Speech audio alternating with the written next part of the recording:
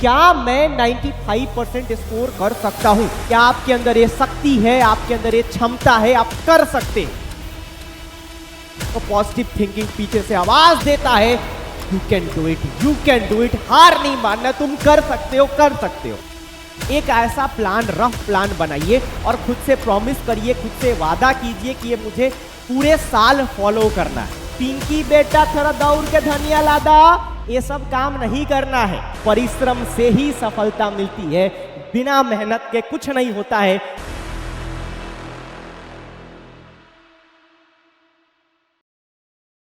Hello everyone, this is Vijendra Kumar, your chemistry educator. कैसे हैं आप लोग? क्या हाल चाल है? सब बढ़िया है? तो 12th की तैयारी आप लोगों ने शुरू कर दी होगी, 12th बोर्ड की तैयारी आपकी स्टार्ट हो गई होगी।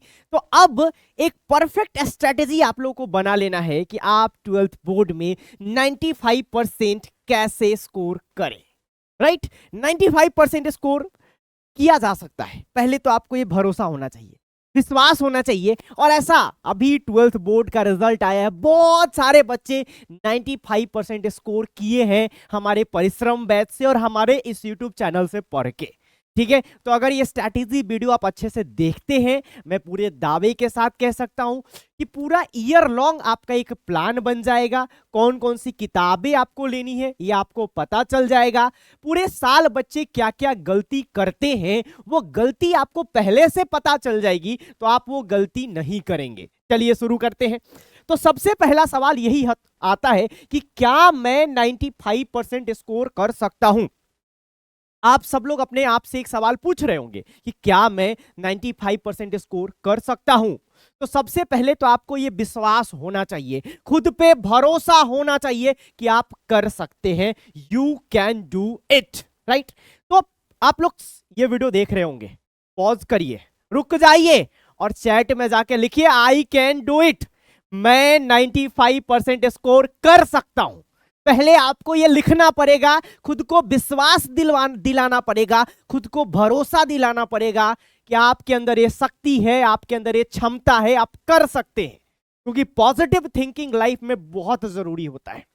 यह बात जरूर है कि सिर्फ पॉजिटिव थिंकिंग से सफलता नहीं मिलती है, हार्ड वर्क भी चाहिए होता है। लेकिन पॉजिटिव थिंकिंग आपको उस समय हेल्प करता है जब आप मान लीजिए एक पहाड़ चढ़ रहे हो, आप गिरने वाले हैं, आप गिर रहे हैं समझ लीजिए, तो पॉजिटिव थिंकिंग पीछे से आवाज देता है, you can do it, you can do it. हार नहीं मानना, तुम कर सकते हो, कर सकते हो।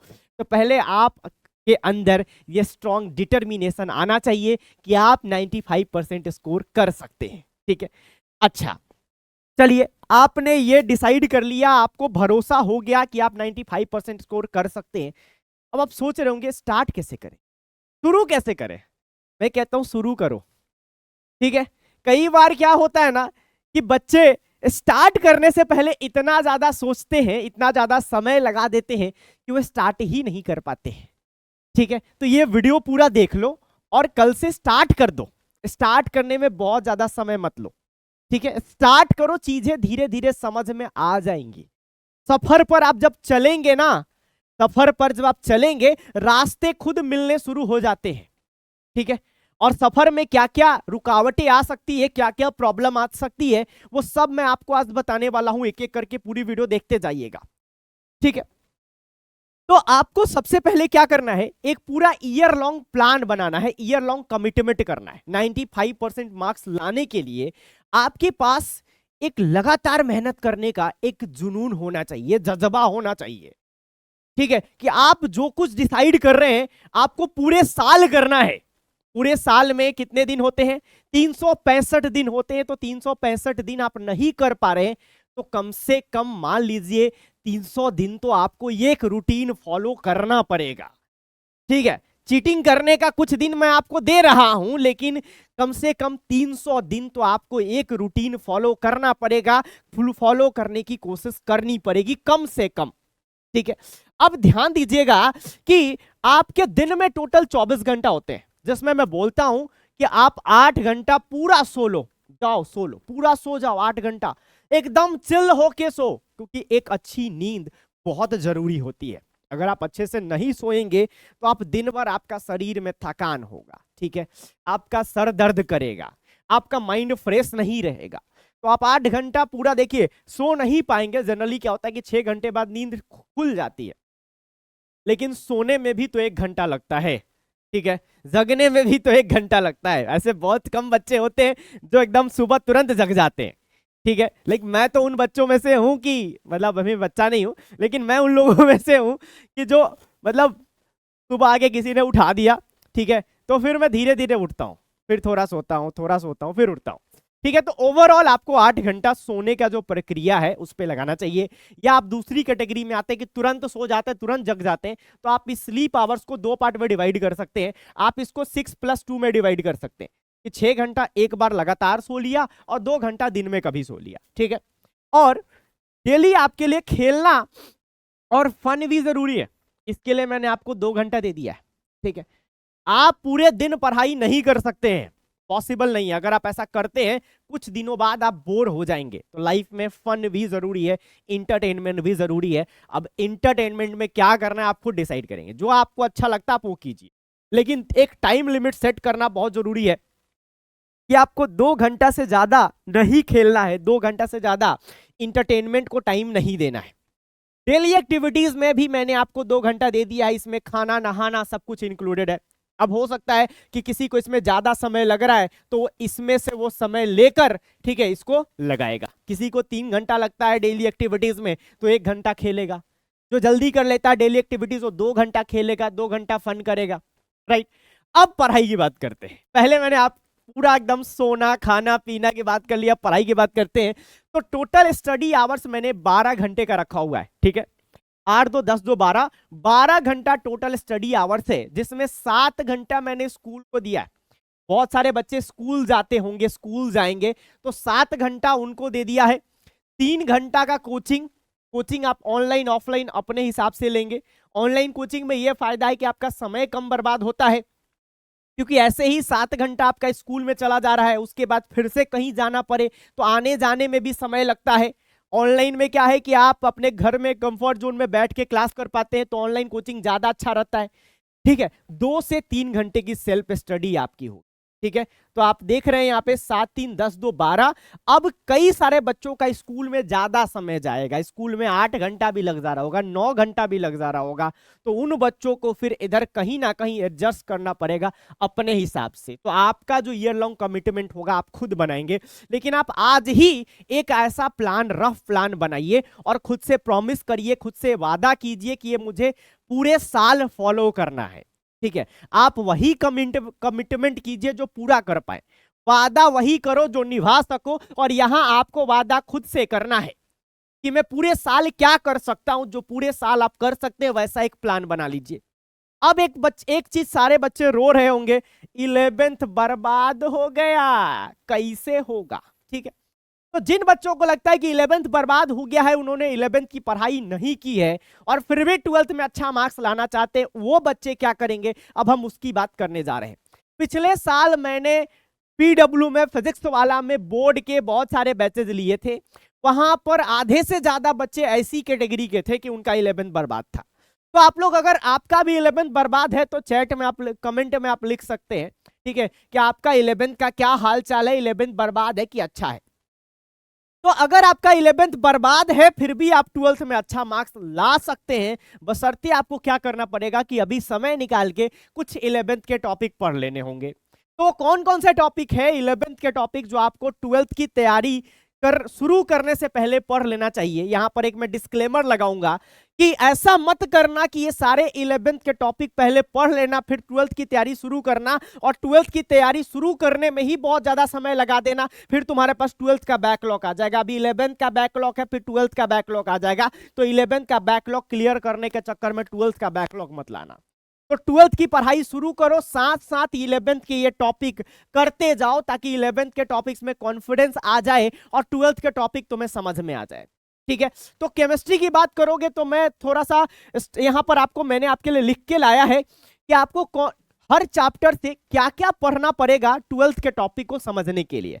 जैसे some basic concept of chemistry से आपको मोल कॉन्सेप्ट अच्छे से आना चाहिए, क्योंकि मोल कॉन्सेप्ट पूरे फिजिकल में यूज होता है, इसमें आपका कॉन्सेंट्रेशन टर्म से रिलेटेड चीजें आपकी और ज्यादा यूज होंगी। उसके अलावा एटॉमिक स्ट्रक्चर में आपको क्वांटम नंबर्स अच्छे से आना चाहिए, क्योंकि क्वांटम नंबर नहीं आएगा तो इनऑर्गेनिक केमिस्ट्री में आपको प्रॉब्लम आ जाएगा, आपको डी ऑर्बिटल समझ में नहीं आएगा, आपको इलेक्ट्रॉनिक कन्फिगरेशन समझ में नहीं आएगा, टीचर n+l रूल लगाएगा, समझ में नहीं आएगा। हालांकि आप मेरे बैचेस में आ रहे होंगे तो वहां पर मैं 11th का टॉपिक आपको खुद करा दूंगा, ठीक है। तो अगर मेरे क्लास में 11th का टॉपिक नहीं भी पढ़ के आओगे तो मैं करा दूंगा, लेकिन अगर आप कहीं और से पढ़ रहे हैं तो आप ये 11th के टॉपिक कर लें, ठीक है, नहीं तो आपको 12th के टॉपिक समझ में नहीं आएंगे। पीरियोडिक टेबल में आपके जितनी भी पीरियोडिक प्रॉपर्टीज है सब आपको आना चाहिए, जैसे atomic radius, ionisation energy, electron gain enthalpy, ये सब का आइडिया आपके पास अच्छे से होना चाहिए। साथ ही साथ इफेक्टिव न्यूक्लियर चार्ज का भी पूरा आइडिया होना चाहिए। पूरा पीरियोडिक टेबल आपको याद होना चाहिए। नहीं याद है, रोना नहीं है, रोना नहीं है, रोना नहीं है बच्चे, मैं हूं ना। अगर आप मेरी क्लास में आ रहे हो मैं आपको ये खुद करा दूंगा, ठीक है। केमिकल बॉन्डिंग में आपको शेप ज्योमेट्री का जो कॉन्सेप्ट है ये अच्छे से आना चाहिए, ठीक है। टाइप्स ऑफ बॉन्ड आपको समझ में आना चाहिए, ionic bond, covalent bond, coordinate bond में डिफरेंस पता होना चाहिए, ठीक है। और वैसे तो आपको शेप ज्योमेट्री नहीं आता है तो अब विजेंद्र कुमार ट्रिक आपको मैं बता दूंगा, आप कोई भी शेप ज्योमेट्री एकदम हवा में उड़ा दोगे, गर्दा उड़ा दोगे, टेंशन नहीं लेना है, ठीक है। तो if I am here in inorganic chemistry, tension लेने की जरूरत नहीं है, ठीक है। चलो, केमिकल थर्मोडायनेमिक्स में आपको गिब्स फ्री एनर्जी और इंट्रोपी क्लियर होना चाहिए। इक्विलिब्रियम में आपका ली चार्ट्रियल प्रिंसिपल क्लियर होना चाहिए। रेडॉक्स रिएक्शन में ऑक्सीडेशन नंबर निकालने आपको आना चाहिए। ये सीख के आना, मुझे बहुत दिक्कत होता है, हालांकि मैं पढ़ाता हूं ऑक्सीडेशन नंबर बेसिक से, लेकिन मुझे ये बहुत ज्यादा यूज पड़ता है, बहुत ज्यादा इसकी जरूरत पड़ती है। कोऑर्डिनेशन कंपाउंड में भी पड़ता है और आपका डीएनए ब्लॉक में भी पड़ता है। अगर आप सीयूटी की तैयारी करेंगे तो आपके पी ब्लॉक में भी पड़ेगा।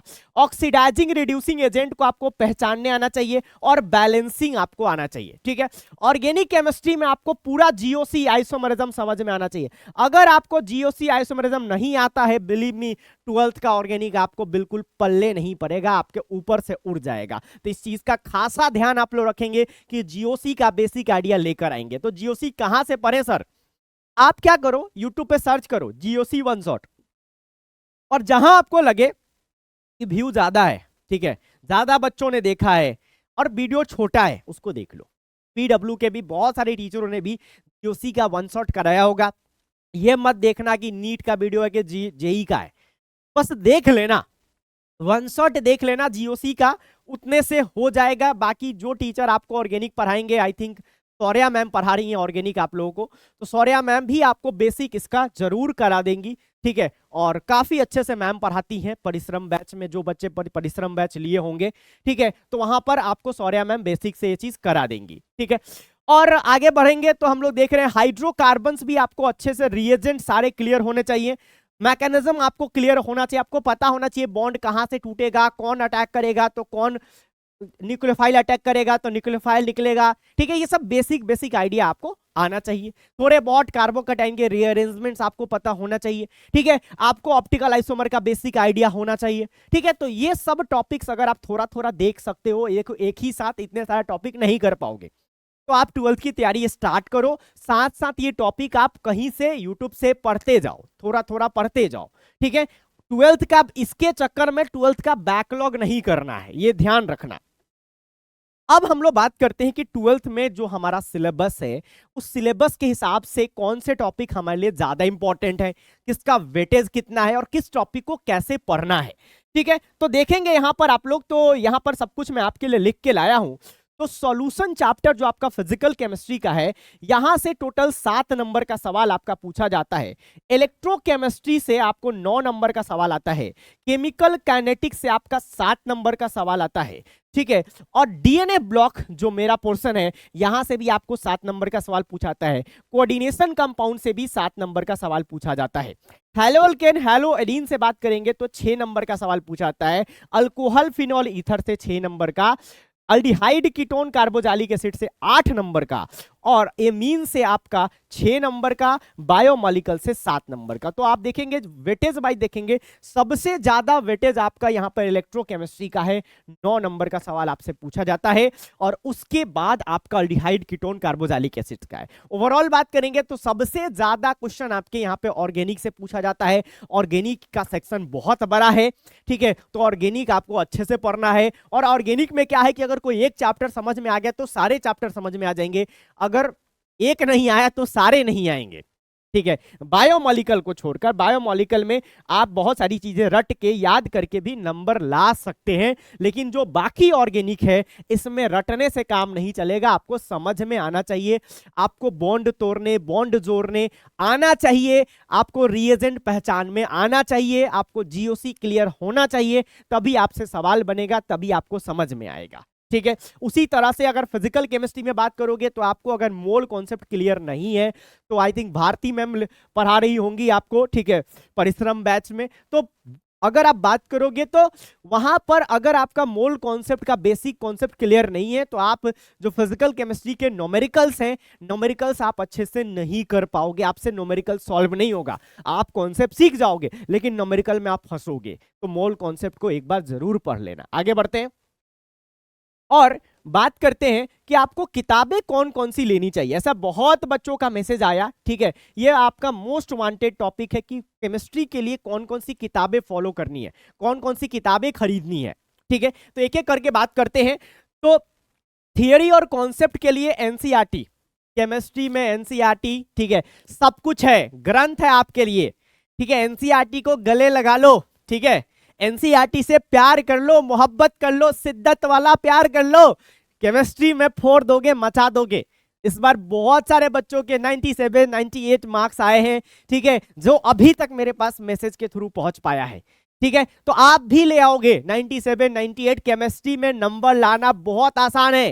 फिजिक्स समझ में ज्यादा आता है, फिजिक्स ज्यादा लॉजिकल आता है, लेकिन ज्यादा लॉजिकल आपको लगता है फिजिक्स, लेकिन फिजिक्स एक बेवफा सब्जेक्ट है।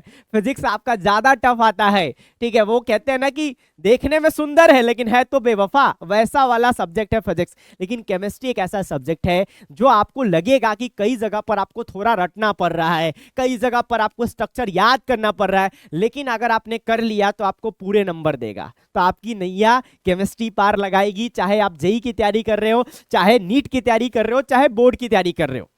फिजिक्स में भी, हालांकि अभी कुछ बच्चों के मैं इंटरव्यू ले रहा था, फिजिक्स में भी पीडब्ल्यू से बच्चे 95, 96, 97 तक मार्क्स स्कोर किए हैं, ठीक है। और अभी शायद मेरी सलीम सर से बात हो रही थी जो फिजिक्स पढ़ाते हैं, वो बता रहे थे कि एक लड़की का शायद 100 भी आया है फिजिक्स में। तो फिजिक्स भी यहाँ से आपका काफी अच्छा हो जाएगा, फिजिक्स में भी अच्छे नंबर लाए जा सकते हैं, लेकिन फिजिक्स रिलेटिवली थोड़ा टफ लगता है। तो थियरी की बात करोगे तो केमिस्ट्री में आपका NCERT is the most important, और क्लास नोट्स आपका एनसीईआरटी से भी ज्यादा इंपॉर्टेंट है, क्योंकि ये जो नोट्स हम लोग आपको प्रोवाइड करते हैं, जो क्लासेस में आपको हम पीपीटी लेकर आते हैं, उसके पीछे बहुत मेहनत करते हैं, सारी टीचर मेहनत करते हैं, हर जगह से कंटेंट ढूंढ के लाते हैं कि क्या पूछा जा सकता है, क्या आपको देना है। तो क्लास नोट्स का आपका सबसे ज्यादा इंपॉर्टेंस आपको देना है, ठीक है, सबसे ज्यादा इंपॉर्टेंस। और देन एनसीईआरटी, ये दो चीजें थियरी के लिए, कॉन्सेप्ट के लिए, ये दोनों चीजें मोर देन सफिशिएंट है। चाहे आप नीट की भी तैयारी कर रहे हो, जेईई की भी तैयारी कर रहे हो, एनसीईआरटी और क्लास नोट से ज्यादा कुछ करने की जरूरत नहीं है, इतना सफिशिएंट है, इससे आपका काम हो जाएगा। साइड बुक पढ़ना टीचर का काम है। अगर टीचर को लगता है कि आपके एनसीईआरटी के अलावा कुछ और पढ़ाना है, किसी और चीज की जरूरत है, टीचर खुद साइड बुक पढ़ के आता है और वो चीज आपको समझाता है। तो आपको साइड बुक पे ज्यादा समय बर्बाद नहीं करना है, एनसीईआरटी को पढ़िए, क्लास नोट्स पढ़िए, आपका काम हो जाएगा। एनसीईआरटी अगर आप एक बार पढ़ चुके हैं तो दोबारा पढ़िए, एनसीईआरटी जितनी बार पढ़ोगे उतना ज्यादा समझ में आता है, ठीक है। और एनसीईआरटी के ही सवाल आपके नीट में डायरेक्टली उठा के डाले जा रहे हैं, आपके जेईई में डायरेक्टली उठा के डाले जा रहे हैं, आपके बोर्ड में डाले जा रहे हैं, ठीक है। और क्वेश्चन के लिए बात करोगे तो आपको एनसीईआरटी के सारे सवाल सॉल्व करने हैं, सारे क्वेश्चन, एग्जाम्पल के सवाल करने, इंटेक्स के सवाल करने, एक्सरसाइज के करने। इंटेक्स के क्वेश्चन डायरेक्ट उठा के नीट में डाला जा रहा है, जेईई में डाला जा रहा है, डायरेक्ट बोर्ड के एग्जाम में डाला है, सीबीएसई में डाला जा रहा है, सब जगह क्वेश्चन उठा के डाला जा रहा है। तो ये आपका सबसे ज्यादा इंपॉर्टेंट है, इंटेक्स क्वेश्चन सबसे ज्यादा इंपॉर्टेंट है। ठीक है, डायरेक्ट उठा के डाला जा रहा है और बच्चे करें ये कहां से आ गया, हालत खराब हो जा रही है सॉल्व करने में। तो इंटेक्स क्वेश्चन आपको सारे क्वेश्चन अच्छे से करने हैं, सभी चैप्टर्स के करने हैं। ठीक है, और दूसरा हम लोगों ने लास्ट ईयर क्या किया था, आपके पूरे एनसीईआरटी का सॉल्यूशन आपके एनसीईआरटी वाला चैनल, इसी चैनल पे अपलोड किया था, तो वो आप देख सकते हैं। जैसे मैंने आप ये देखिए कोऑर्डिनेशन कंपाउंड का सॉल्यूशन कराया था, तो सब कराया था, एग्जाम्पल के भी सवाल कराए थे, इंटेक्स के भी कराए थे, एक्सरसाइज के भी कराए थे, सौर्या मैम ने भी आपको ऑर्गेनिक कराया था, पूरा पूरा केमिस्ट्री आपको कराया गया है, पूरा फिजिक्स आपको कराया गया है, पूरा एनसीईआरटी का सॉल्यूशन आपको मिल जाएगा इसी चैनल पे। ठीक है, और नेक्स्ट है एनसीईआरटी एग्जाम्पलर। तो एग्जाम्पलर के सवाल भी आपको जरूर करने हैं, एग्जाम्पलर के सवाल भी डायरेक्ट उठ के आपके एग्जाम में आते हैं, और एग्जाम्पलर में एनसीईआरटी के हर इंपॉर्टेंट लाइन से सवाल है और अच्छे लेवल का सवाल है, टफ टफ सवाल है, सिर्फ आसान सवाल नहीं है। तो अगर आपके पास समय बचता है तो आप एनसीईआरटी एग्जाम्पलर जरूर करिए।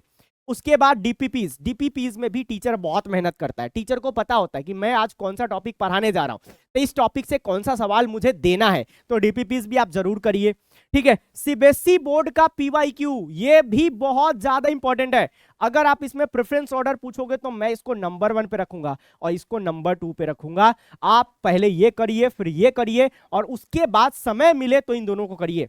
ये ज्यादा इंपॉर्टेंट है, ये बहुत इंपॉर्टेंट है, क्योंकि जैसे सवाल आपके एग्जाम में पूछे गए हैं वैसे सवालों को करने की प्रैक्टिस आप अभी से डालिए। ऐसा नहीं सोचना है कि पीवाईक्यू लास्ट में करूंगा, जो चैप्टर आप अभी पढ़ रहे हैं उसका पीवाईक्यू आप साथ साथ करते रहिए, और साथ ही साथ सैंपल क्वेश्चन पेपर जो सीबीएसई सैंपल पेपर निकालता है उसका भी क्वेश्चन आपको करना है। और ये सब हम लोग आपको एनसीईआरटी वाला चैनल पे करा चुके हैं और क्लासेस में भी कराएंगे। और इसके लिए पीडब्ल्यू की एक बुक भी है जहां पर आपको 10 साल का सैंपल पेपर मिल जाएगा, तो इसको भी आप ले सकते हैं पीडब्ल्यू स्टोर से। आगे बढ़ते हैं और बात करते हैं। देखिए होता क्या है, जिस तरह से हमारे शरीर को सभी चीजों की जरूरत होती है। आपको कार्बोहाइड्रेट भी चाहिए, प्रोटीन भी चाहिए, फैट्स भी चाहिए, विटामिन भी चाहिए, मिनरल भी चाहिए और वाटर भी चाहिए, सब चाहिए। अगर इनमें से किसी भी एक चीज की कमी हो जाती है तो आपको कोई ना कोई बीमारी हो जाती है। तो एक बात तो मैं आपको ये बताना चाहूंगा कि ये जो सफर है, ये सफर काफी लंबा होने वाला है, आपका पूरे साल चलने वाला है। तो पूरे साल आपको एक हेल्दी डाइट मेंटेन करना है, आपको प्रॉपर मात्रा में सब कुछ लेना है। तो जिस तरह से एक शरीर के डेवलपमेंट के लिए इन सारी चीजों की जरूरत पड़ती है, उसी तरह से आपको 95% स्कोर करने के लिए, ठीक है, बोर्ड में 95% अगर आप स्कोर करना चाहते हैं, आप अपनी तैयारी एक परफेक्ट तरीके से करना चाहते हैं, तो आपको सब कुछ करना पड़ेगा। आपको कॉन्सेप्ट पढ़ना पड़ेगा, आपको नोट्स अच्छे से बनाना पड़ेगा, ठीक है, प्रॉब्लम सॉल्विंग सवाल बनाने पड़ेंगे, ठीक है, रिवीजन अच्छे से करना पड़ेगा और शॉर्ट नोट्स भी बनाने पड़ेंगे और टेस्ट भी देना पड़ेगा। अगर इनमें से कोई भी एक चीज आपने छोड़ दिया तो आपकी जो तैयारी है उसको बीमारी लग जाएगी। तो अपने तैयारी को बीमार नहीं होने देना, अपने आप को, अपनी नॉलेज को बीमार नहीं होने देना है। तो ये सारी चीजें आपको करना पड़ेगा। अगर आप टेस्ट नहीं देंगे, पता नहीं चलेगा आपके अंदर कमी क्या है। आप रिवीजन नहीं करेंगे तो आप पढ़ते जाएंगे, भूलते जाएंगे, कोई फायदा नहीं होगा। बहुत इंपॉर्टेंट चीज है। जिस तरह से विटामिन, देखिए विटामिन बहुत जरूरी होता है शरीर के लिए। अगर विटामिन की कमी हो जाए तो देखने में आप पूरा अच्छा लगेंगे, बॉडी अच्छी होगी, लेकिन आप बीमार पड़ जाएंगे, आपको शरीर में कहीं दर्द हो जाएगा, कुछ प्रॉब्लम हो जाएगा। तो इसलिए रिवीजन को आपको बहुत ज्यादा प्रायोरिटी देनी है, अच्छे से रिवाइज करना है। नहीं तो मैं बच्चों को देखता हूं कि आगे के चैप्टर पढ़ते जाते हैं और पीछे के चैप्टर का सवाल पूछिए तो उनसे होता ही नहीं है। होता क्या है, प्रॉब्लम क्या है कि जब आप कोई भी चैप्टर पढ़ते हैं तो उस समय आपके पास बहुत समय रहता है, तो आप उस चैप्टर के ढेर सारे सवाल लगा लेते हैं। वो कॉन्सेप्ट हर कॉन्सेप्ट आपके दिमाग में घूम रहा होता है, आपका वो चैप्टर बहुत स्ट्रांग हो जाता है। लेकिन 4 महीने 5 महीने रिवाइज ना करने पर आप सब कुछ भूल जाते हैं और पूरी तरह से जीरो पे आ जाते हैं। फिर उस चैप्टर का आसान सवाल भी आपसे नहीं होता है। तो आपको एक perfect revision, proper revision plan बना के चलना है और हर चैप्टर का टाइम टू टाइम रिवीजन करते रहना है। और रिवीजन में आपका टेस्ट बहुत मदद करेगा। जिस टॉपिक का टेस्ट है, जिसका टेस्ट है, आप उसको रिवाइज करके जाइए, फिर आपको पता भी चलेगा कि वो टॉपिक आपको याद है कि नहीं याद। अभी आपको एक तरीका भी बताऊंगा जिससे आप पूरा मेंटेन कर पाएंगे, एक चार्ट मेंटेन कर पाएंगे कि कौन से टॉपिक आपके स्ट्रांग है, कौन से टॉपिक आपके वीक है। चलिए आगे बढ़ते हैं। अब हाउ टू स्टडी ऑनलाइन की बात कर लेते हैं कि आपको ऑनलाइन स्टडी कैसे करना है। तो इसके लिए पीडब्ल्यू का जो एक ऐप आया है, आप लोगों को पता होगा, जिसमें आप तपस्या मोड ऑन कर सकते हैं। ऑनलाइन पढ़ाई में क्या है कि आप बच्चे ऑनलाइन क्लास देख रहे होते हैं और साथ ही साथ कहीं ऊपर से कोई एक नोटिफिकेशन आ जाता है, कैसे हो, कैसी हो, ठीक है, ऐसा आ जाता है। तो फिर वो उस नोटिफिकेशन पे चला जाता है, या कोई रील का नोटिफिकेशन आ जाता है। तो उस चक्कर में क्या होता है कि आपका ऑनलाइन पढ़ाई डिस्टर्ब हो जाता है, आप क्लास छोड़ के कहीं और चले जाते हैं। आपका 2 मिनट के लिए ही सही आप कोई कॉन्सेप्ट छोड़ देंगे तो पूरा क्लास आपको समझ में नहीं आएगा, फिर आप क्लास में आके रिपीट रिपीट रिपीट लिखते रहते हैं। तो ये सब ना हो, इसके लिए क्या है कि जब जितनी देर आप क्लास कर रहे हैं उतनी देर मन से, पूरे शरीर को, मन को शांत करके अच्छे से क्लास कीजिए। और उसके अलावा जो मैंने आपको 2 घंटे का समय दिया है फन करने के लिए, खेलने के लिए, वो समय को तुमको जहां लगाना है वहां लगाओ ना भाई। लेकिन ये जो पढ़ाई का समय है उसमें अच्छे से पढ़ाई करो, ठीक है, उसमें अच्छे से आपको पढ़ाई करना है, ठीक है, उसमें आपको कुछ और चीजों में डिस्टर्ब नहीं होना है, ठीक है। तो उसके लिए आप पीडब्ल्यू का ऐप इंस्टॉल कर सकते हैं, उसमें आप तपस्या मोड ऑन कर लीजिए, ठीक है। आप पढ़ने के लिए स्टडी टेबल का यूज करिए, ठीक है। आप कभी भी बेड पे लेट के पढ़ाई नहीं करिए, क्लास के साथ, लाइव क्लास में आप नोट्स बनाने की कोशिश कीजिए, ठीक है। लेकिन मैंने स्टार लगाया है, कई बार क्या होता है कि टीचर आपको नोट्स बनाने का टाइम नहीं देगा, ठीक है। तो या आप उसके साथ साथ नोट्स नहीं बना पाएंगे, तो उस केस में आपको क्या करना है कि अलग से समय निकाल के आपको नोट्स बनाना पड़ेगा, ठीक है। आपको अपने रूम को अंदर से लॉक कर लेना है और छोटू को अपने रूम में नहीं बैठाना है। कई बार हम तो देखते हैं, वीडियो कॉल करते हैं तो देखते हैं पीछे से छोटा भाई देख रहा होता है, ठीक है। तो आप अगर छोटे भाई को रखेंगे तो आपको डिस्टर्ब करेगा, पढ़ने नहीं देगा, ठीक है। तो आप अपने रूम को अंदर से लॉक कर लीजिए। अगर पॉसिबल है तो आप रूम में अकेले रहिए। कई बार ऐसा होता है किसी घर में एक ही रूम होता है तो उस समय मजबूरी होती है कि छोटा भाई को भी उसी रूम में रखना है, तो उसको भी डिसिप्लिन बनाइए, उसको बोलिए कि जब तक पढ़ाई मैं कर रही हूं या कर रहा हूं वो डिस्टर्ब ना करे, ठीक है। Avoid too much chat in the live class. Live class में बहुत ज्यादा चैट नहीं करना, बहुत ज्यादा मैसेजेस नहीं करने। उससे क्या होता है, आपका ध्यान जब मैसेजेस पे रहेगा तो आप पढ़ाई नहीं कर पाएंगे, ठीक है। Do not spam, means spam मत करो। स्पैम कर लोगे तो टीचर का क्या बिगाड़ लोगे, तुम्हारा समय बर्बाद होगा। हमारा समय तो निकल चुका है, हमें जहां पहुंचना था हम पहुंच चुके हैं, ठीक है। अब तुम्हारा समय बर्बाद होगा, तुम्हारे पास 1 ही साल मिल रहा है, ये समय दोबारा ना आएगा, दोबारा कभी नहीं आएगा। तो अगर तुम अपना समय बर्बाद करते हो स्पैम करके, तुम्हारा ही फ्यूचर बर्बाद होगा, तुम्हारा ही नुकसान होगा, ये बात ध्यान रखना। चलिए आगे बढ़ते हैं। अब एक और रिक्वेस्ट मेरा पेरेंट्स से रहेगा। कई बार मैंने लाइव क्लास में देखा है, जैसे एक लास्ट ईयर एक लड़की बार बार बोलती थी सर मैं सब्जी लाने जा रही हूँ, मम्मी बोल रही है।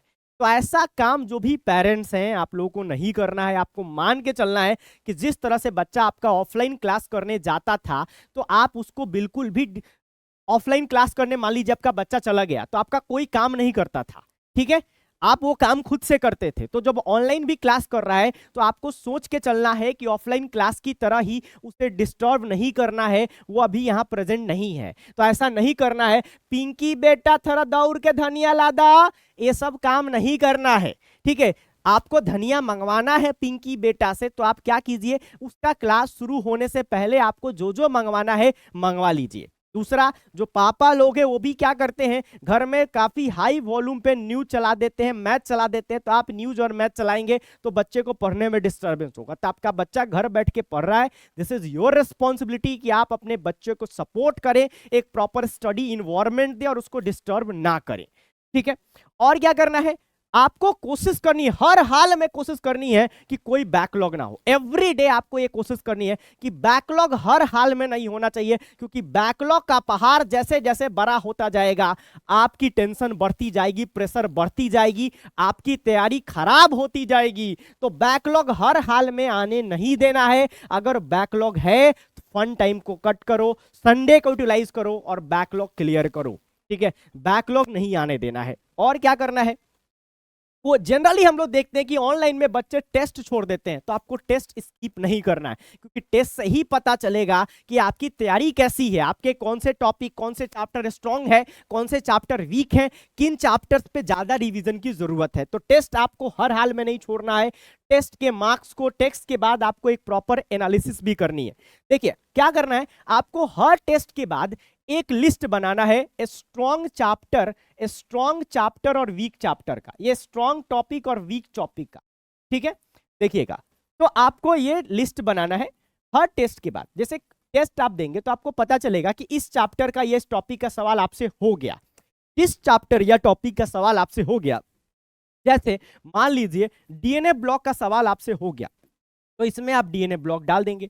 आपसे कोऑर्डिनेशन का सवाल नहीं हुआ तो आप कोऑर्डिनेशन इसमें डाल देंगे। ठीक है, तो अब जब आपको, या मान लीजिए कोऑर्डिनेशन में ही आपका जो नोमेनक्लेचर टॉपिक है या वर्नर थ्योरी टॉपिक है, तो वर्नर थ्योरी का सवाल आपसे नहीं हुआ, तो आप क्या करेंगे, वर्नर थ्योरी को इधर डालेंगे। और फिर आपका ये टारगेट रहना चाहिए कि जो नेक्स्ट समय, जब भी आप, जैसे संडे को तो आपने टेस्ट ही दिया, जब भी आपको खाली समय मिलेगा आप किसी भी हाल में इस टॉपिक को स्ट्रॉन्ग में कन्वर्ट करने की कोशिश करेंगे। क्योंकि आपका देखिए सिलेक्शन होगा तो स्ट्रॉन्ग चैप्टर से होगा, स्ट्रॉन्ग टॉपिक से होगा, और रिजेक्शन होगा, सिलेक्शन नहीं होगा तो वीक चैप्टर और वीक टॉपिक से होगा। तो आपको पूरे साल ये कोशिश करनी है कि अपने वीक चैप्टर, वीक टॉपिक की लिस्ट आपकी मिनिमम से मिनिमम रहे, और अपने वीक चैप्टर, वीक टॉपिक की लिस्ट को आप स्ट्रॉन्ग में कन्वर्ट करने की कोशिश पूरे साल करते रहें। इस तरह से आपका पूरा रिवीजन होते रहेगा। देखिए होता क्या है, कई बार रिवीजन में हम स्ट्रॉन्ग टॉपिक को भी उतना ही समय देते हैं जितना वीक को देते हैं, क्योंकि हमको पता ही नहीं होता है कि हमारा वीक कौन है, स्ट्रॉन्ग कौन है।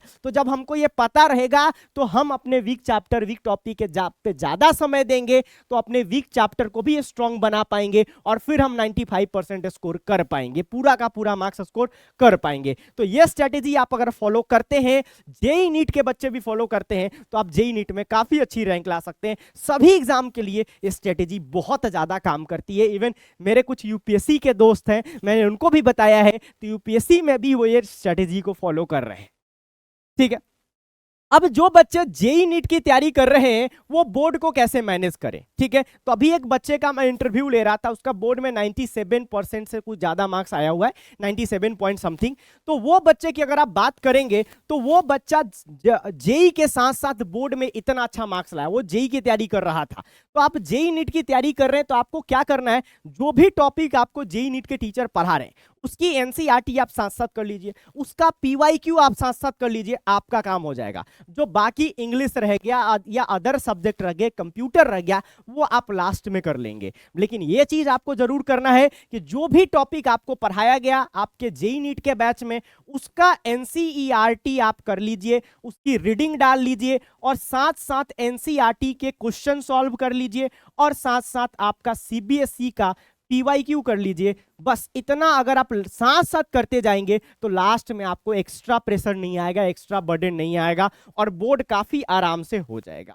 अब जो स्टेट बोर्ड के बच्चे हैं उनके साथ एक प्रॉब्लम है कि उनके सिलेबस में डिलीटेड चैप्टर भी है। तो उसके लिए मैं बोलूंगा कि जो भी स्टेट बोर्ड वाले बच्चे हैं, हमारा पीडब्ल्यू का एक CUET वाला ऐसा एक चैनल है, इस चैनल पर आप जाएंगे तो है क्या कि जो सीयूटी एग्जाम है इसमें बोर्ड के डिलीटेड चैप्टर को भी रखा गया, तो वहां पर वो चैप्टर भी मैंने पढ़ाया, बाकी टीचर ने भी पढ़ाया। जैसे वहां पर मेटलर्जी भी हमने पढ़ाया, पी ब्लॉक भी पूरा पढ़ाया। तो इन चैप्टर को आप वहां से कर सकते हैं, या ऑलरेडी यूट्यूब पर बहुत सारे पुराने वन शॉट वीडियोस होंगे, आप वहां से इन चैप्टर्स को कर सकते हैं। ठीक है, तो आपको क्या करना है, सीबीएसई बोर्ड के साथ साथ चलना है, जो सीबीएसई बोर्ड की क्लासेस चल रही है उनके साथ साथ चलना है, और अलग से इन चैप्टर्स को कर लेना है, आपका काम भी हो जाएगा। ठीक है, चलिए, तो समरी क्या है कि आपको पूरे साल के लिए एक प्लान बनाना है, उस प्लान को पूरे साल फॉलो करना है, एक प्रॉपर रिवीजन करना है, टेस्ट स्किप नहीं करना है। टेस्ट के बाद आपको एनालिसिस करके वीक चैप्टर और स्ट्रॉन्ग चैप्टर का एक लिस्ट बनाना है, और वीक को स्ट्रॉन्ग में कन्वर्ट करने की पूरे साल कोशिश करती रहना है, और जो मैंने आपको किताबें बताया उसको सॉल्व करना है, क्वेश्चन लगाना है। उसमें सबसे इंपॉर्टेंट किताब है आपका एनसीईआरटी, और दूसरा आपका सीबीएसई का पीवाईक्यू, या जिस स्टेट बोर्ड का आप एग्जाम दे रहे हैं उसका पीवाईक्यू। तो आप पीवाईक्यू और एनसीईआरटी को पकड़ के रखिए, पूरे साल एक एनर्जी के साथ, एक कांस्टेंट एनर्जी के साथ काम करिए। आपको 95% मार्क्स लाने से कोई नहीं रोक सकता है। याद रखिएगा, परिश्रम से ही सफलता मिलती है, बिना मेहनत के कुछ नहीं होता है। चाहे कितनी भी पॉजिटिव थिंकिंग रख लो, मेहनत तो करना पड़ेगा ना। तो मेहनत करने के लिए तैयार हो तो अपनी तैयारी आज से ही शुरू करो, और जो भी चीजें मैंने बताई है आप उसे इंप्लीमेंट करो। आप काफी आसानी से 95% मार्क्स ला पाओगे। All the very best for your coming journey. Bye bye.